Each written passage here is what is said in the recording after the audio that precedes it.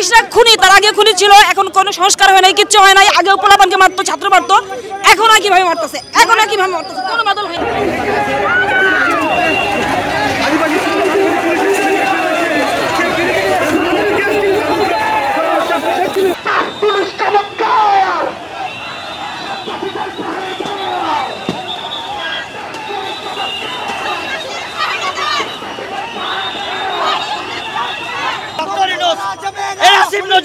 শুনে রাখ, আওয়ামী লীগের পুলিশকে যারা এখানে আবার রাখছে, আওয়ামী লীগের পুলিশ এখনই কিভাবে ক্ষমতায় আছে, এখনই কিভাবে থানায় আছে, তোদেরকে জবাব দিতে হবে, ইন্টারিম গভর্নমেন্টকে জবাব দিতে হবে। আওয়ামী লীগের পুলিশ কেন এখনো ক্ষমতায় আছে, এখনো বসে আছে? 24-এর পুলিশ এখনো তাদের চরিত্র পাল্টায়নি, তারা এখনো সেই হাসিনার দোষরদের মতো আচরণ করছে। তারা সাধারণ নিরীহ ছাত্রদের উপরে যেভাবে হামলা করেছে, তারা পথচারীদেরকে পর্যন্ত রেহাই দেয়নি, পথচারীকে পিটিয়ে পা ভেঙে দিয়েছে। এই পুলিশকে পরিবর্তন করতে হবে, এই পুলিশকে তার চরিত্র পরিবর্তন করতে হবে। উগ্র জাতীয়তাবাদ এবং সাম্প্রদায়িক উগ্র যে সন্ত্রাসে তাদের আস্থানা হবে না, এই ভবিষ্যৎ আমরাই নির্ধারণ করব। পুলিশ লীগের পাহারাদার,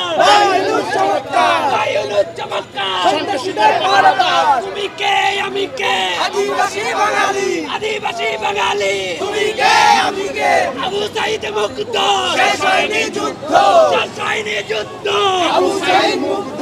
এই পুলিশ 2000 জন মানুষ মারার পরও কিভাবে তারা লিদাল বুলেট, কিভাবে আমাদেরকে অস্ত্রশস্ত্র নিয়ে মারতে পারে, আমাদেরকে নিরাপত্তা দেওয়ার কথা, কিভাবে তারা নিজেরাই হামলা করে, এটা জাতির কাছে প্রশ্ন, ইউনূস সরকারের কাছে প্রশ্ন, এই ইন্টারিম গভর্নমেন্টের প্রত্যেকটা উপদেষ্টার কাছে প্রশ্ন। যদি আপনারা আজকে যে বিক্ষোভ সমাবেশটা করছিলেন, আপনাদের আগে আলোচনা করা উচিত ছিল না? স্বরাষ্ট্র মন্ত্রণালয় থেকে কিছু সময় নেওয়া উচিত ছিল না? আপনারা তো একদিনের মাথায় এটা গিয়েছেন, এই জন্য কি সরিয়ে দিয়েছে? আচ্ছা, আপনারা একটা কথা বলুন, রাষ্ট্র কি এত অপারগ? রাষ্ট্রের কি কোনো দায়িত্বশীল জায়গা নাই?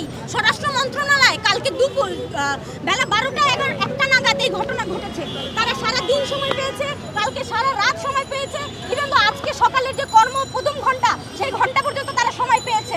এখনো পর্যন্ত কি আমরা রাষ্ট্র কর্তৃক এর কোনো প্রতিবাদ, এর দৃষ্টান্তমূলক শাস্তির কোনো আয়োজন দেখেছি? তারা দুইজনকে গ্রেফতার করেছে, কিন্তু এই গ্রেফতার খেলা কিন্তু আমরা দেখতে চাই না।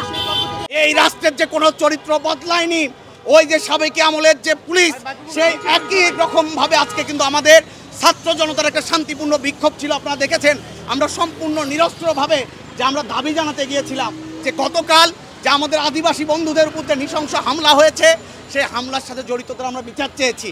আমরা বলেছি যে গ্রাফিতিটা যেটা মুছে দেওয়া হয়েছে বই থেকে, পাঠ্যপুস্তক থেকে, সেই গ্রাফিতি মুছে দেওয়ার আমরা দাবি জানিয়েছি। আমরা এই দাবি নিয়ে আমাদের ছাত্র জনতার একটা শান্তিপূর্ণ বিক্ষোভ ছিল।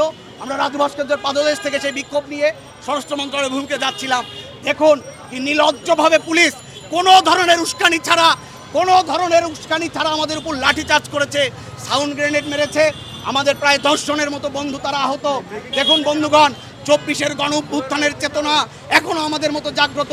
ওই যে গতকাল যে 15ই জানুয়ারি ছিল, সেই যে আদিবাসী বনের যে আহত হওয়ার ছবি, সেটা আমাদেরকে ভাবিয়েছে। আজকে এটা আমাদের ছাত্র জনতার এখানে প্রগতিশীল যে সংগঠন সমূহ ছিল, তাদের একটা বিক্ষোভ ছিল। সেই বিক্ষোভে আমাদের দুটো দাবি ছিল। একটা দাবি যে গ্রাফিতি যে মুছে দেওয়া হলো সেটা প্রতিস্থাপন করা, এবং দ্বিতীয় দাবি আমাদের ছিল যে এই যে হামলার সাথে যারা জড়িত, সেই জড়িতদের বিচার করা। আমরা দেখলাম নির্লজ্জভাবে পুলিশ, ওই যে এই পুলিশের মুরদ নাই, এই পুলিশ সিন্ডিকেট ভাঙতে পারে না, এই সরকার দ্রব্যমূল্য নিয়ন্ত্রণ করতে পারে না, এই সরকার নারীর নিরাপত্তা দিতে পারে না। যা যা আমরা আওয়ামী লীগ আমলে দেখেছিলাম, এই সরকারের সমস্ত লক্ষণ আমরা দেখছি। এটা 24-এর গণ অভ্যুত্থানের শহীদদের যে শহীদি আত্মদান, যে বৈষম্যহীন গণতান্ত্রিক বাংলাদেশ নির্মাণের যে তাদের যে আকাঙ্ক্ষা, সেই আকাঙ্ক্ষার সাথে এই যে বর্তমান যে অন্তর্বর্তীকালীন সরকার, তারা বিশ্বাসঘাতকতা করছে। এই অন্তর্বর্তীকালীন সরকার তারা গতকাল সন্ত্রাসীদের লেলিয়ে দিয়ে ওই যে আদিবাসীদের আহত করেছে। আজকে আমরা দেখলাম তাদের যে পুলিশ বাহিনী, পেটুয়া পুলিশ বাহিনী, এই পুলিশ বাহিনীর কোনো মুরদ নাই। 24-এর গণ অভ্যুত্থানের সময় দেখেছেন পুলিশ কিভাবে আমাদের ছাত্র জনতার উপর হামলা করেছে। আজকে 24-এর গণ অভ্যুত্থানের পরে এসে আমরা দেখছি যে একই কায়দায় আজকে আমাদের উপর এখানে হামলা করা হলো। আমরা দেশবাসীর কাছে বলতে চাই যে আজকে যে ছাত্র জনতার যে শত বিক্ষোভ ছিল, সেই বিক্ষোভে যে নির্লজ্জভাবে যে পুলিশ যারা হামলা করেছে, সেই হামলার সাথে জড়িত পুলিশ এবং এই হামলার সম্পূর্ণ দায় নিয়ে স্বরাষ্ট্র উপদেষ্টাকে অবিলম্বে পদত্যাগ করতে হবে।